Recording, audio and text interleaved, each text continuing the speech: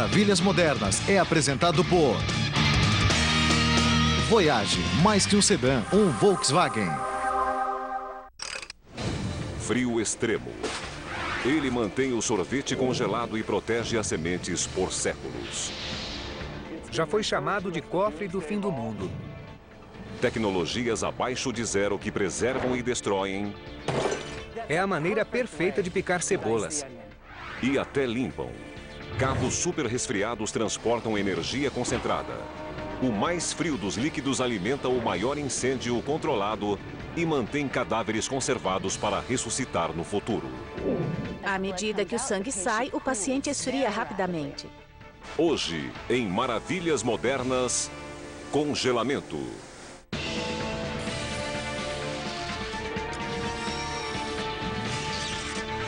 Maravilhas Modernas. Você pensa que conhece o frio extremo? Pense melhor. Temperaturas extremamente frias dão forma ao mundo moderno. Um mundo onde o metal levita e a borracha se quebra a menos 195 graus centígrados. Mas não precisamos ir muito longe. Nossa maestria em manter as coisas frias é notada de uma forma mais simples, no sorvete. Na pequena cidade de Le Mars, no Iowa, a fábrica de sorvetes Wells produz diariamente 1,5 milhão de litros de seu sorvete mais sofisticado.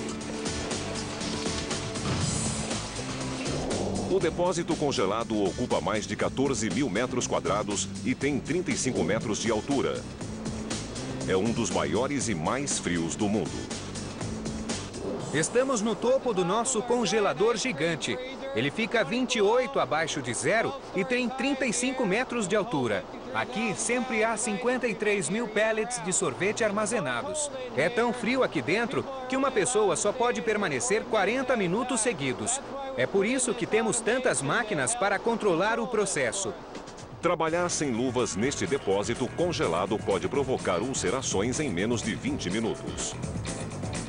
Então, no lugar de empilhadeiras operadas por homens, existem 12 braços robóticos que colocam e retiram o sorvete da caixa abaixo de zero. Esses operários suportam o gelo a semana toda sem tremer. Os guindastes movem 500 pellets por hora. Isso corresponde a 30 pessoas trabalhando com empilhadeira. Como o ponto de congelamento do sorvete é mais baixo que o da água, é essencial manter o freezer a menos 28 graus centígrados. Se o sorvete for estocado em temperatura mais alta, ele pode cristalizar e perder a cremosidade. Como a Wells mantém esse espaço enorme tão frio o tempo todo? É basicamente como o freezer doméstico, mas em escala muito maior e mais complexa. O resfriamento é proporcionado por um ciclo fechado de compressão e resfriamento de vapor. Os principais componentes do ciclo são um compressor, um condensador, uma válvula de expansão e uma serpentina de evaporação. Estes componentes podem ser encontrados na parte de trás de um freezer doméstico. Porém, devido ao tamanho do congelador da Wells, as serpentinas de evaporação ficam no teto. A casa de máquinas de refrigeração ao lado abriga os outros equipamentos. Esta casa contém 26 compressores de amônia. O ciclo de refrigeração de amônia começa nesta sala e o líquido vai para os evaporadores.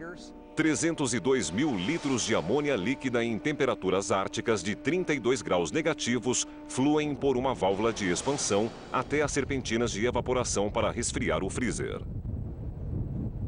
Esta é uma das unidades evaporadoras de refrigeração do nosso freezer. Esta unidade em particular pode refrigerar aproximadamente 50 toneladas.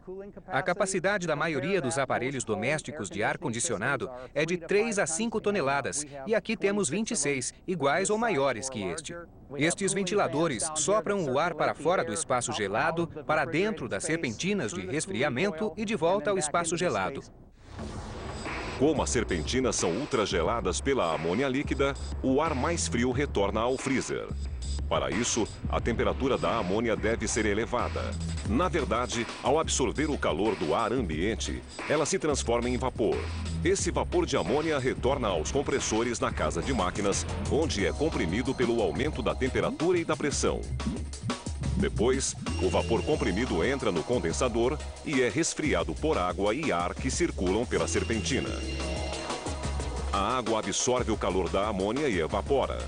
Ventiladores sopram este ar aquecido para longe das serpentinas. A amônia resfriada se condensa e torna-se líquida. O líquido volta por ação da gravidade aos vasilhames, que devolvem o líquido ao sistema novamente. O fluxo é contínuo, retirando o calor de uma área e jogando em outra.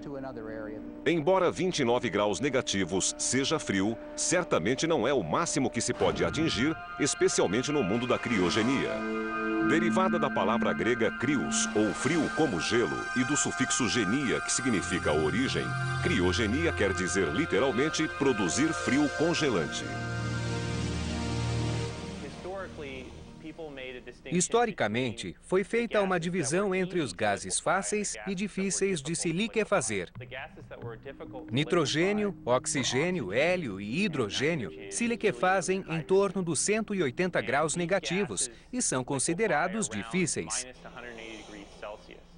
Foi a forma de delimitar temperatura criogênica e temperatura padrão de refrigeração. As temperaturas criogênicas são tão baixas que se medem em graus Kelvin. A escala Kelvin tem a mesma graduação da escala centígrada, mas é deslocada de forma a começar do zero absoluto. Então, a temperatura ambiente corresponde a 293 graus Kelvin. Imaginando a escala Kelvin como um prédio de 293 andares, o ponto de congelamento é 273 graus Kelvin, apenas 20 andares abaixo do topo. Para chegar à temperatura do nitrogênio líquido, descerá ao 77º andar. E se descer mais, chegará à temperatura do hélio líquido, que é 4 graus Kelvin. O processo de resfriar ou atingir o estado de congelamento diminui a agitação das moléculas. E o ponto sem movimento molecular é 0 grau Kelvin ou zero absoluto. A substância criogênica mais importante talvez seja o nitrogênio líquido. A maior parte do ar que respiramos é nitrogênio, quase 79%. Muitos pensam que inspiramos oxigênio e expiramos dióxido de carbono, mas é muito mais nitrogênio. Esta é a aparência do nitrogênio líquido. Agora ele está se transformando em gás. Vê esta ebulição? A sala está a uns 23 graus e isto está a menos 320 graus Fahrenheit, ou menos 196 graus centígrados. É uma diferença de 400 graus. Na televisão de Denver, o guru da ciência, Steve Spangler, é um fanático por nitrogênio líquido. Steve pode parecer super-humano, mas sabe que o contato direto com o líquido congelado deve ser breve, menos de 1 segundo. É como segurar uma batata quente. Essa é uma ótima dica. É a melhor maneira de descascar uma cebola. É só colocar a cebola no nitrogênio líquido por 15 segundos e perfeito. Se quiser picá-la, só precisa de um golpe de martelo. Viu? É um modo perfeito de picar cebolas. Ótimo. Perfeito. É um jeito peculiar de saborear uma cebola. À medida que as moléculas diminuem a agitação e se juntam, a estrutura se torna mais rígida, mais fácil de quebrar. O brócolis explode ao impacto. As flores ficam quebradiças como vidro. E que tal este iceberg de alface? Na usina de separação de gases BOC, em Selkirk, Nova York, 325 toneladas de nitrogênio líquido são produzidas diariamente, literalmente retiradas do ar. Filtramos pouco mais de 28 mil metros cúbicos de ar por hora. O resultado vai do filtro de ar para o principal compressor de ar, onde aumentamos a pressão para pouco mais de 45 quilos. Aumentando a pressão do ar, ele flui pelo sistema. Em seguida, a água é condensada e removida do ar. Isso garante que o ar não congele e entupa o sistema ao chegar ao congelador. A liquefação ocorre nesta coluna de 37 metros. Resfriamos o ar a tal ponto que ele começa a condensar. É muito similar ao comportamento da água na parte externa do copo. Fazemos o mesmo dentro do congelador, mas usamos ar. Quando o ar sobe no congelador, é resfriado pelo gás nitrogênio a uma temperatura inferior a menos 185 graus centígrados. Mas antes, é preciso resfriar o gás nitrogênio. O ar expandido se resfria. O gás comprimido, ao se expandir, libera energia e esfria. O nitrogênio líquido, que custa $1 por 4 litros, é o fluido criogênico mais usado. Sem ele, talvez não tivéssemos alimentos congelados, amostras de DNA preservadas, supercondutores ou processos criogênicos. A lista é grande. Surpreendentemente, esta tecnologia muito moderna tem quase 200 anos e surgiu graças à experiência de Michael Faraday em 1820. Mas manter o estado criogênico líquido não é fácil. O ramo da criogenia só deslanchou depois que James Dewar inventou a garrafa a vácuo em 1892. Isto é um Dewar. É muito similar ao que James Dewar inventou. Ela tem um recipiente interno, um recipiente externo e, entre eles, um vácuo. É muito similar à garrafa térmica moderna. A substância fria é mantida no frasco interno. Como não existem moléculas no vácuo, o calor não é transferido para o recipiente interno. Hoje em dia, esses frascos preservam alguns dos organismos mais vitais, as sementes. Os bancos de sementes são cofres gelados que preservam as sementes por centenas de anos. É uma prevenção contra pestes incomuns e a crescente imprevisibilidade do clima.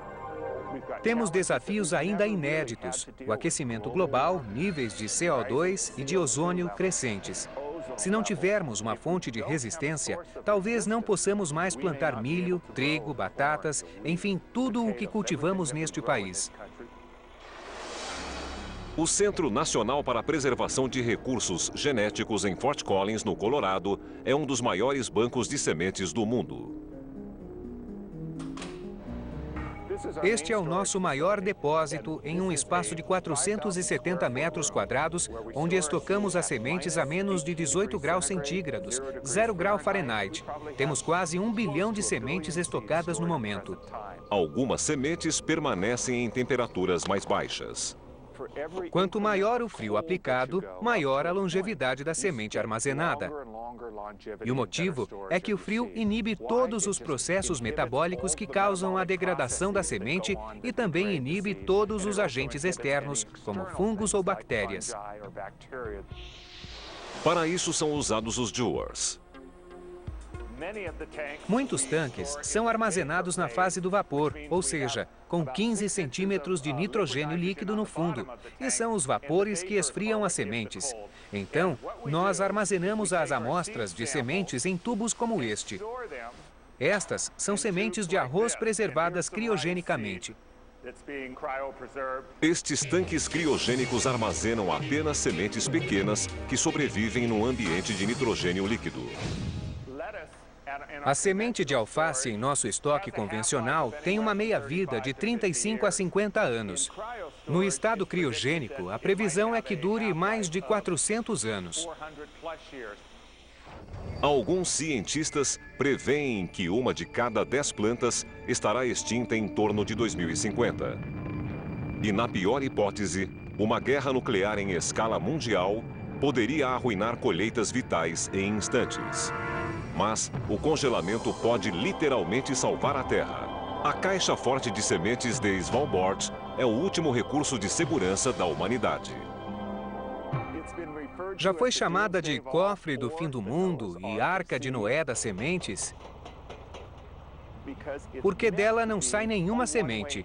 As sementes permanecerão estocadas e preservadas, a menos que uma catástrofe aconteça. A câmara criogênica, construída em meados de 2007, fica nas ilhas norueguesas de Svalbard, a 970 quilômetros do continente. O governo enterrou a câmara a 120 metros de profundidade na montanha. A camada de terra congelada em torno da câmara garante que ela nunca descongele, mesmo se não houver quem a controle em caso de catástrofe global. E se algum imprevisto acontecesse e destruísse parte de nossa reserva? Por isso, ela está armazenada com segurança na Noruega e as sementes preservadas para a humanidade. Enquanto o frio intenso garante o suprimento mundial de alimentos, outros acreditam que suas propriedades mágicas podem abastecer nossas cidades de energia. A caixa forte das sementes está 130 metros acima do nível do mar. Portanto, a salvo do acréscimo de 60 metros no nível do mar, derivado do eventual degelo da Antártida. É o pesadelo dos bombeiros. Uma pilha de pneus, uma vez em chamas, pode queimar por meses, emitindo gases tóxicos e poluentes. A Agência de Proteção Ambiental dos Estados Unidos estima que 300 milhões de pneus são descartados todos os anos no país. As bandas de aço fino colocadas nos pneus a partir da década de 60 tornaram a reciclagem cara, difícil e demorada pela dificuldade de separar a borracha do metal.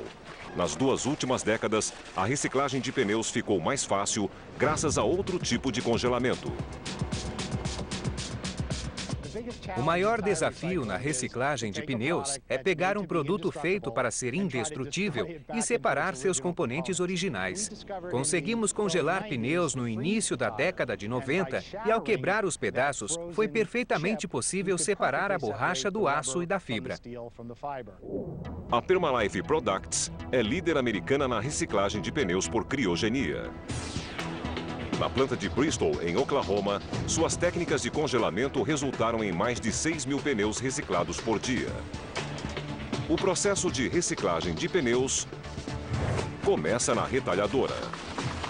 De 300 a 400 pneus passam por hora pela retalhadora e são picados em pedaços de 5 a 7 centímetros para que fluam de maneira uniforme até o túnel de congelamento. Os fragmentos estão prontos para o processo criogênico. Os pedaços de borracha entram pelo túnel, onde são pulverizados com nitrogênio líquido. Usamos 300 gramas de nitrogênio para cada meio quilo de borracha produzida. Dentro do túnel, há uma grande espiral em forma de saca-rolha e o túnel gira e transporta a borracha pela espiral. A temperatura é mantida entre 140 e 180 graus negativos para garantir que os pedaços de borracha se cristalizem e se desfaçam adequadamente. No estado de congelamento, a borracha fica quebradiça como o vidro. Este é um pedaço de pneu de bicicleta muito flexível e elástico. Veja o que acontece quando passa pelo nitrogênio líquido. Agora veja o que acontece com a borracha de pneu quando eu pressiono. Veja. Depois do banho de nitrogênio líquido, a borracha quebradiça vai para o moinho de martelo. Dentro do moinho de martelo, a borracha desce e é golpeada pelo disco giratório. São 96 martelos em 16 plainas dentro do moinho. Este rotor gira a centenas de milhares de RPMs. A borracha é golpeada pelos martelos do rotor e pelas barras de ferro na ponta do moinho até virar grãos pequenos e atravessar as grades. Como somente a borracha se quebra na temperatura do nitrogênio líquido, os arames de aço e as fibras são isolados sem causar poluição. Os componentes agora seguem para a peneira. Aqui está a borracha que foi pulverizada no moinho e misturada com o arame. O ímã atrai o arame e a borracha segue por uma correia transportadora até a cesta de reciclagem. A borracha limpa, chamada farelo, é usada em campos esportivos, mangueiras, esteiras e asfalto. A borracha peneirada também é usada no solo de playgrounds. Consegue fazer isso, Sally? É excelente para a segurança das crianças no playground. A superfície plana que a criogenia e o nitrogênio líquido formam substitui muito bem a areia. A 197 graus negativos, o nitrogênio líquido é tão frio que transforma o vapor da água do ar em pequenas gotículas de água, formando grandes nuvens de névoa. E este misterioso fluido fumegante pode transformar seu hálito em líquido. Se você aquecer este balão, as moléculas vão se expandir, crescer e estourar o balão. Mas e se fosse um balão extremamente gelado? Veja o que acontece com os gases. Estão prontos? Veja meu sopro dentro do balão. Está líquido. Observe. O frio extremo pode fazer com que materiais como alumínio e estanho adquiram superpoderes. Quando muito resfriados, tornam-se supercondutores e transmitem eletricidade sem resistência alguma. A tecnologia de supercongelamento poderia resolver graves problemas de energia. Nesse ponto, os elétrons que fluem pelo metal possuem a propriedade especial de se unir uns com os outros, quase como se dançassem em pares. Enquanto voam pelo metal e encontram diferentes íons, podem se ajudar e fluir pelo metal sem colidir com nada. Uma vez em movimento, a corrente elétrica flui eternamente em um circuito fechado de material supercondutor. Uma aplicação visionária dos supercondutores tem como finalidade abastecer cidades antes da década de 80. Os supercondutores só funcionavam com hélio líquido a 270 graus negativos e o custo de manter uma temperatura tão baixa era inviável. Mas a criação de materiais à base de cerâmica permitiu que se usasse nitrogênio líquido em cabos supercondutores de alta temperatura, se é que menos 196 graus é temperatura alta. O grande desafio desta rede é levar energia aonde é mais necessário. O cabo HTS, devido à sua densidade de força, pode levar de 3 a 5 vezes a quantidade levada por um cabo normal. Em julho de 2006, em Albany, Nova York, foi instalado o primeiro cabo supercondutor de transmissão de energia em rede viva. O cabo de 34,5 kV tem 400 metros e conecta duas subestações da rede elétrica de Nova York. Ele transmite energia suficiente para abastecer 32 mil casas. Esse é o cabo HTS saindo do solo depois de 400 metros e antes da última conexão. Esse é um corte longitudinal. Essa cavidade interna é preenchida de nitrogênio líquido. O material cor de cobre é, na verdade, material HTS. Toda a energia flui por esse material. Na terminação, o cabo HTS encontra os cabos convencionais. A eletricidade segue para os clientes enquanto o nitrogênio líquido volta ao sistema de refrigeração para ser resfriado novamente. Isso acontece aqui nessa caixa fria. Dentro dela, há um termosifão que contém um banho de nitrogênio líquido. Ele funciona como um trocador de calor, resfriando o nitrogênio líquido aquecido. A tecnologia HTS tem potencial de enorme impacto na indústria de serviços básicos. Se formos capazes de encontrar fontes de energia, como enormes bancos de painéis solares que estão distantes, poderemos transportar esta energia por cabos supercondutores sem muita perda. A eficiência dá um salto. Além dos cabos HTS, a supercondutividade pode ser usada para criar magnetismo. Esse pequeno disco é um supercondutor, que é um material especial que irá conduzir eletricidade a temperaturas muito baixas. Um supercondutor cria este campo magnético em torno de si. Como o supercondutor não possui resistência elétrica, a corrente induzida continua a fluir, mantendo o ímã suspenso indefinidamente. A levitação magnética poderá ser usada em veículos de transporte. Os trens elétricos de alta velocidade já estão sendo testados no Japão. Mas quando o assunto é superpoderes, outra substância gelada tem sido o centro das atenções. E ela dá um novo sentido à frase frio como o gelo. Em 1984, partes da cabeça da Estátua da Liberdade foram criogenicamente processadas com nitrogênio líquido. Esse tratamento congelante reforçou e aumentou a vida do metal de um século. Ele é forte o bastante para limpar as piores imundícies e suave a ponto de restaurar preciosos artefatos. Espirrado contra qualquer superfície, ele desaparece. A menos 78 graus centígrados, ele é extremamente frio. O ingrediente mágico responsável por tudo isso é o dióxido de carbono congelado, mais conhecido como gelo seco. Colocamos o gelo seco em um sistema que produz algo similar a um jato de areia, que é expelido a uma velocidade de 180 a 300 metros por segundo. Ao atingir a superfície sólida, sublima em gás. Não há evaporação, passa de sólido diretamente a gasoso. Vejam uma demonstração. Uma porção de gelo seco em grande velocidade contra uma superfície sólida e ele vira gás. A fria temperatura do gelo seco batendo contra a sujeira faz com que ela encolha e perca a aderência à superfície. Quando isso ocorre, o gelo seco explode em vapor, expandindo 800 vezes seu volume original. A massa de gelo seco bate na superfície e essa explosão, somada ao frio extremo, remove a sujeira. Esse processo é usado para renovar as telhas centenárias do Museu de Arte da Filadélfia.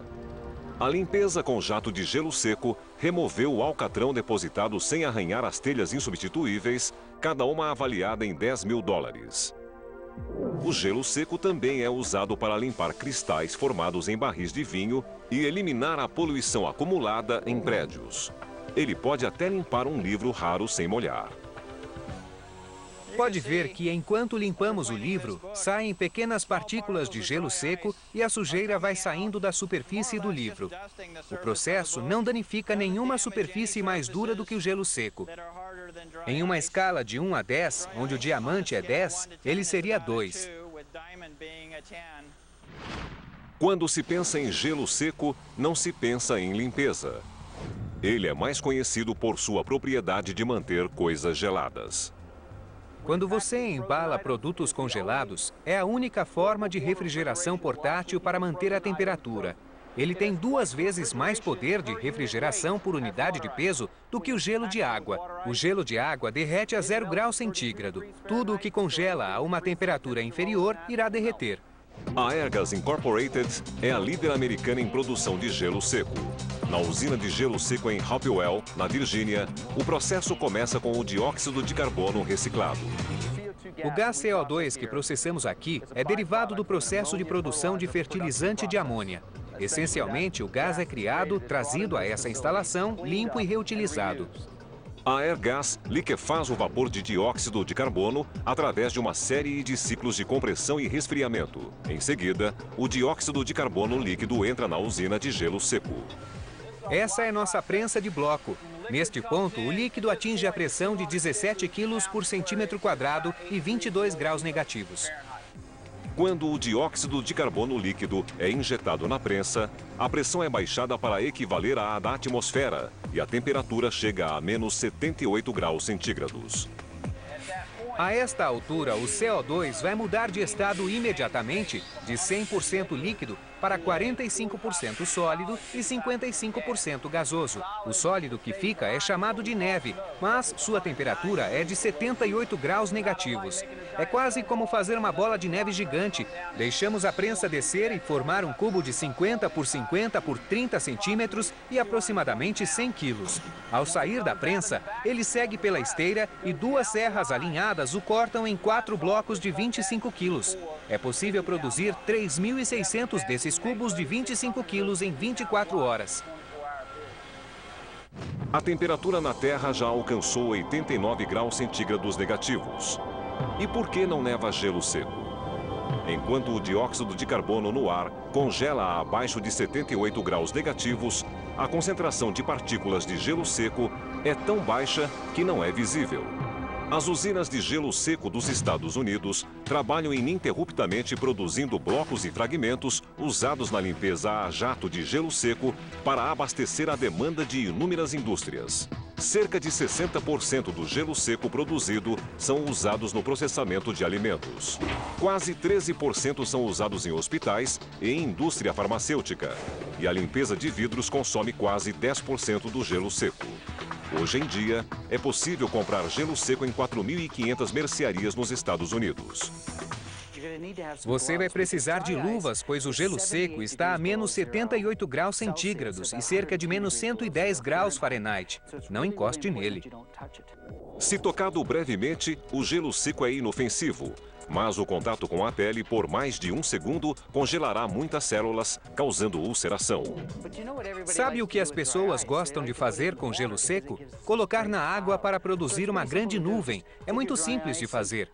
Pegue o gelo seco e, claro, um pouco de água. Quanto mais quente a água, maior é a nuvem. E é só jogar o gelo seco aqui dentro. O resultado é esta bebida assustadora.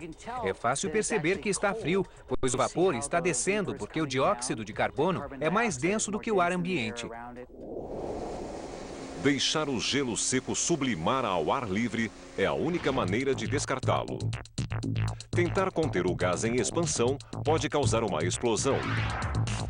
O dióxido de carbono representa 80% dos gases de efeito estufa emitidos nos Estados Unidos, mas menos de 1% dele provém do gelo seco. Portanto, quando for planejar a festa do Dia das Bruxas, lembre-se de que aquela poção contém ao menos um pouco de gelo seco. O gelo seco pode ser poderoso, mas essa potência desaparece perto do frio que impulsiona um ônibus espacial para a órbita. Em 1925, a Parse Air Devices foi a primeira empresa americana a produzir gelo seco em escala comercial. Hoje, o país produz quase 1 milhão de toneladas de gelo seco por ano. Voltamos já com... Em 10, 9, 8... 8 de agosto de 2007... 4, 3... Sem atraso, a espaçonave Endeavour de 120 toneladas é lançada majestosamente de sua base. Chamas gigantes engolem os céus e plumas de fumaça pairam no ar. Atenção, nivelar as asas para 8 minutos de viagem. É um dos maiores incêndios controlados da Terra e é abastecido por 2 dos líquidos mais frios, oxigênio e hidrogênio. O hidrogênio tem uma peculiaridade. Quando inflama, libera a maior parte de sua energia em forma de calor. Então, hidrogênio e oxigênio líquidos combinados em uma reação química geram uma explosão cuja energia se transforma em alta pressão em alta temperatura. Isso empurra os propulsores pelo bocal. 15 dias antes do lançamento, os operários completam o reservatório de 3 milhões e 500 mil litros de oxigênio líquido perto da plataforma de lançamento. Aqui, fumar pode ser muito prejudicial à saúde. Atrás de mim está a área do reservatório de oxigênio líquido. E ali estão 5 caminhões-tanque prontos para colocar oxigênio líquido no reservatório. Cada caminhão tem 19 mil litros de oxigênio. Hoje serão 3 cargas de caminhões, ou 285 mil litros de oxigênio líquido. A nordeste da plataforma de lançamento está o reservatório que abriga os 3 milhões e 200 mil litros de hidrogênio líquido resfriados a menos 250 graus centígrados. Estocado em estado líquido, o volume é muito mais condensado. Imagine um volume de gás do tamanho de uma bola de praia. Nós o comprimimos e liquefazemos até ficar como uma bola de golfe. E o mesmo ocorre no reservatório do tanque externo. 10 horas antes do lançamento, engenheiros da NASA abastecem o tanque externo. Passamos por uma fase chamada resfriamento, que consiste em mover o gás frio por todo o encanamento e transferir 5.300 litros por minuto à nave. O abastecimento demora 3 horas. Dentro do tanque externo, os líquidos permanecem separados em 2 compartimentos até o lançamento. O tanque de oxigênio líquido comporta 550 mil litros e o de hidrogênio 1 milhão e 500 mil litros. A cor laranja do tanque externo é isolante. É uma espuma de 2,5 cm vaporizada durante a fabricação que impede a formação de gelo. Faltando 6,6 segundos para o lançamento, os líquidos são canalizados para a câmara de combustão. O hidrogênio queima gerando água e calor e um forte empuxo. Eles são misturados na proporção 6 de oxigênio para 1 de hidrogênio. Eles inflamam e sua energia é liberada. Logo após a decolagem, as turbinas extraem os líquidos do tanque externo numa média de quase 4.000 litros por segundo. A essa taxa, é possível esvaziar uma piscina de quase 40.000 litros em 10 segundos. É a energia que empurra o propulsor pelo bocal e acelera o vapor, que é o subproduto do processo de combustão a 14.500 km por hora. À altíssima temperatura de 3.300 graus centígrados, o vapor gera empuxo de 680 mil quilos das 3 turbinas. e com a ajuda extra dos motores auxiliares, leva a nave ao espaço. Preparar a separação do motor auxiliar. A temperatura no espaço é de 3 graus Kelvin ou 270 graus centígrados negativos. Os cientistas da NASA devem garantir que qualquer coisa enviada ao espaço possa sobreviver e prosperar no espaço gélido. Desde 1991, o telescópio espacial Hubble investiga o ambiente gelado ao seu redor, auxiliando os astrônomos a mapear o universo. Para enxergar ainda mais longe, a NASA fez parcerias com empresas privadas para construir o telescópio espacial James Webb, ou JWST. Ele será lançado em 2013 e terá muitos avanços em relação ao telescópio Hubble. Seu espelho 7 vezes maior poderá coletar um enorme volume de dados. Seu telescópio infravermelho vai orbitar o Sol a 1.600.000 quilômetros da Terra. Lá, tentará coletar imagens das primeiras galáxias já formadas e procurar outros planetas que talvez possuam vida. Mas capturar essa luz enfraquecida é um enorme desafio de engenharia. O olho humano enxerga comprimentos de onda de violeta a vermelha. No entanto, os sinais de calor que procuramos são infravermelhos. Para enxergar esses comprimentos de onda relacionados ao calor, é preciso um telescópio muito frio.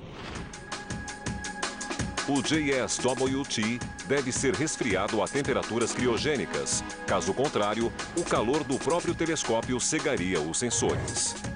Os engenheiros da Northrop Grumman, em Redondo Beach, na Califórnia, usam o congelamento a seu favor. Um guarda-sol gigante está sendo construído para bloquear o calor do Sol e manter o telescópio resfriado à temperatura de seu ambiente ultragelado. É basicamente um guarda-chuva gigante no espaço que tem 5 camadas diferentes. A primeira camada é a que fica de frente para o Sol e realmente absorve o grosso da luz do Sol. A luz se resfria na segunda camada e assim por diante até baixar a quase zero no início da quinta camada.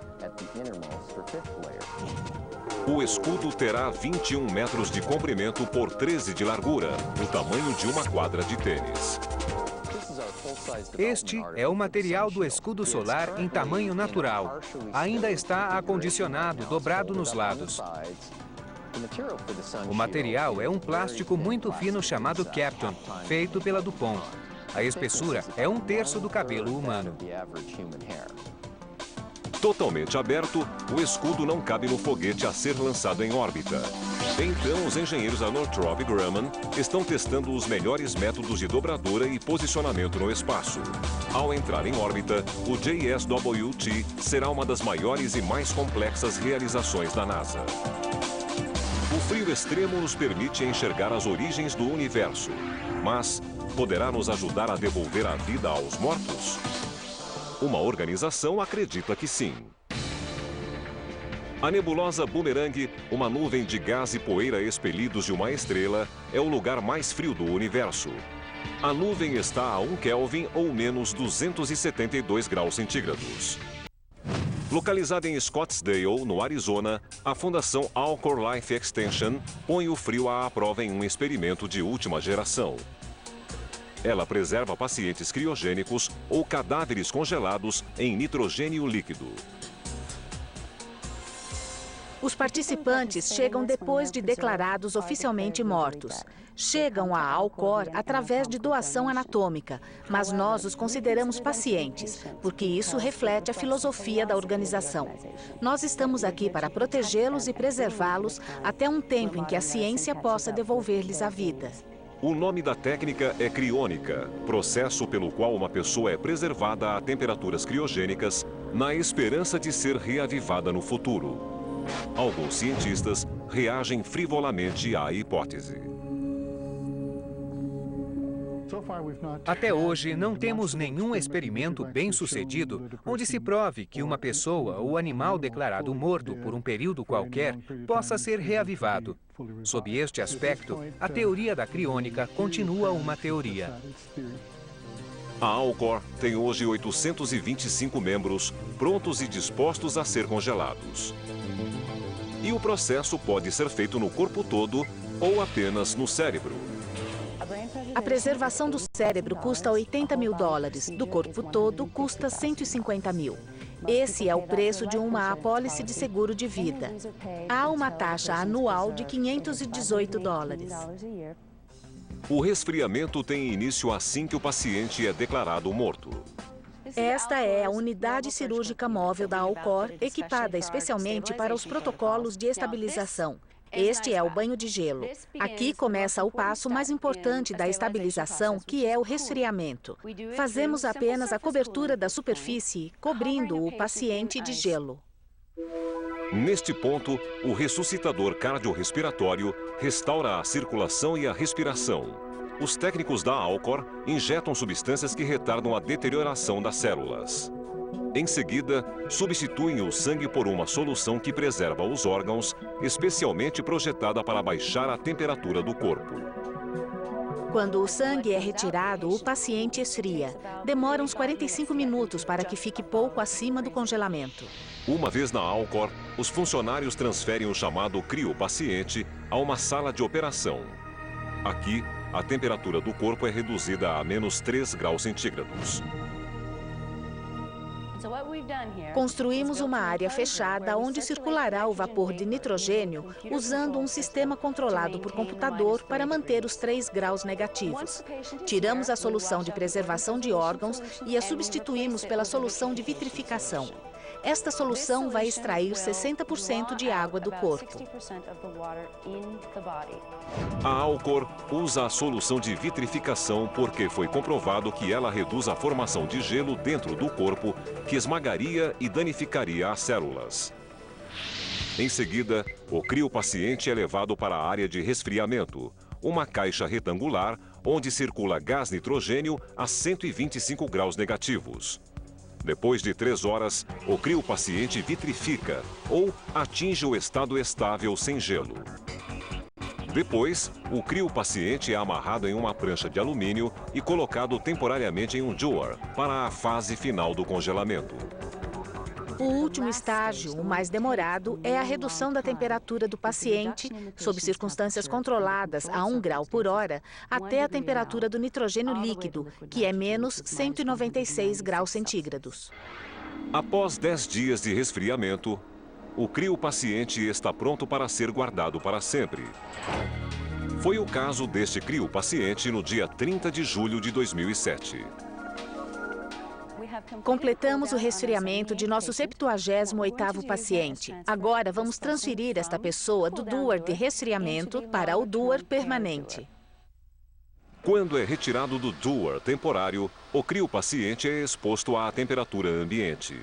A transferência deve ser rápida, precisa e delicada. Na cápsula definitiva, o criopaciente número 78 permanecerá congelado indefinidamente na área tratamento da Alcor. É aí que está um dos mais famosos criopacientes, o jogador de beisebol Ted Williams. E o Walt Disney? Apesar dos rumores persistentes, o Walt Disney infelizmente não foi preservado. A criônica é certamente intrigante, mas será que funciona? Eu sou cético. Não acredito que funcione. Hoje é apenas experimental se quisermos classificar. É quase uma religião, pois eles têm fé que funcionará, mesmo sem provas de que já tenha funcionado. Mas a Alcor acredita que a medicina pode descobrir como restaurar e regenerar os tecidos em algumas décadas ou até séculos. A esperança atual para nossos pacientes é a nanotecnologia, que pode ajudar na manipulação e no reparo de estruturas celulares. Existem centenas de laboratórios pelo mundo trabalhando com esse objetivo. Portanto, somos muito otimistas de que será conquistado. Até lá, o destino dos criopacientes é permanecer nessas cápsulas congeladas. Somente o tempo poderá dizer se esse experimento glacial, como tantos outros no mundo do frio extremo, será bem sucedido. Lançar ônibus espacial em